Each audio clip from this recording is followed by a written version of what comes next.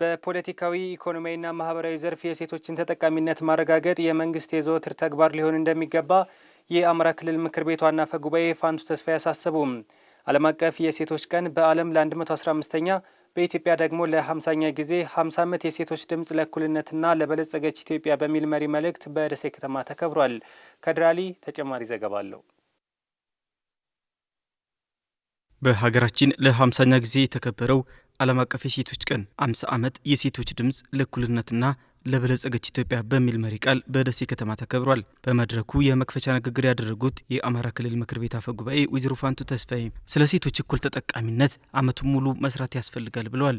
ለዚህም በመሪነት ሚና ላይ ያሉ ሴቶች ከፍተኛ ኃላፊነት እንዳለባቸው ነው የገለጹት። የሴቶች ድምፅ የሚሰማበት ቀን እንዲሆን ነው እንጂ ስለ ሴቶች መሰራት ያለበት ዓመቱን ሙሉ ነው።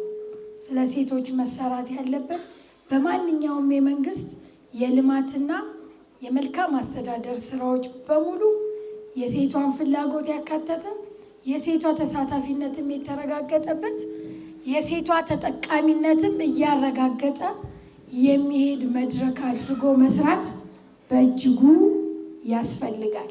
ትውልድ የምናስቀጥል፣ ቤተሰብ የምናስቀጥል፣ አገር የምናስቀጥል ነን በተፈጥሮ። በተለይ ድሉን ያገኘን ምሁራን ሴቶች አመራሮች ግንባር ቀደም የመሪነት ድርሻችንንም መወጣት በእጅጉ ያስፈልጋል። በመጪው ግንቦት የሚካሄደው ሀገራዊ ጠቅላላ ምርጫ ሰላማዊ፣ አሳታፊ፣ ነጻና ፍትሐዊ እንዲሆንም ሴቶች በንቃት መሳተፍ እንደሚገባቸው ተናግረዋል።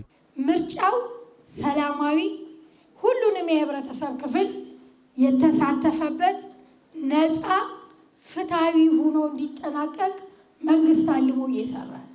በተለይ ቅድመ ምርጫ ላይ፣ የምርጫ ዕለትና ድህረ ምርጫ ላይ የሚደረጉ እንቅስቃሴዎችን በተገቢው በንቃት ነጻ ዲሞክራሲያዊ እንዲሆን እንድትሰሩ አደራ ለማለት እወዳለሁ። የደሴ ከተማ አስተዳደር ሴቶች ወጣቶችና ማህበራዊ ጉዳይ መምሪያ ኃላፊ ትዕግስት አበበ በበኩላቸው በደሴ ከተማ ሴቶችን ተጠቃሚ በሚያደርጉ የተለያዩ ዝግጅቶች በዓሉ መከበሩን የገለጹት ሴቶችን በገቢ ማስገኛ ስራ የማሰማራት ባዛር በማዘጋጀት ነጋዴ ሴቶች ምርትና አገልግሎታቸውን ለማህበረሰቡ እንዲያቀርቡና እንዲተዋወቁ፣ በቁጠባ ማህበር የተደራጁ ሴቶችን ወደ ህብረት ስራ ማህበር እንዲያድጉ የተለያዩ የግንዛቤ መፍጠሪያ መድረኮችን በማዘጋጀትና በማሸጋገር በተለይ ደግሞ ሴቶች እርስ በርስ እንዲበዳደሩ ወደ ስራ እንዲሰማሩ ሰፊ ንቅናቄ እየተሰራ ነው፣ እያከበር ነው የቆየ ነው። አሚኮ ያነጋገራቸው የበዓሉ ታዳሚ ሴቶች ባለፉት 50 ዓመታት የሴቶች ተጠቃሚነትና እኩልነት መሻሻሎችን ማሳየት እንደቻለ ተናግረዋል። ነገር ግን አሁንም የማህበረሰቡ ግማሽ አካል እንደመሆናችን እኩል ተጠቃሚ ለመሆን ቀሪ ስራዎች አሉ ነው ያሉት። በከተማችን ብናየው 50% በላይ ነው ሴቷ ያለችው። ሴቷ የሚጠበቀውን ያህል በመደራጀት በተለይ ተደራጅታ ራሷን መብቷን ማስከበር አለባት። የበለጠ በፖለቲካው ዘርፍ ገብተን በአደረጃጀቶች ገብተን ራሳችን የምናሳውቅበትና የምናበቃበት ነገር መኖር አለበት የሚል ነገር አለኝ እና ያው ሴቶች 50% ይባላል። አሁን 50% ሴቶች እኩል ተሳታፊ አልሆኑም። የመሳተፉ አክሰሱ አለ፣ ግን ራሳችንን አውጥተን በአደባባይ እኔ እችላለሁ፣ እኔ እሰራለሁ፣ እኔ እለወጣለሁ፣ እኔ እታገላለሁ የሚል ነገር ማምጣት አለብን ከራሳችን ከሴቶችም። ሴት በጣም ድርብ ኃላፊነት አለባት። በእውነት ቤት ውስጥ ኢኮኖሚውን የምትመራው እሷ ናት፣ ልጆች የምትመራው እሷ ናት፣ ቤተሰቡን የምትመራው እሷ ናት። ውጭ ወጥታ ደግሞ በመሪነት ምና እኩል ከወንዱ ትመራለች።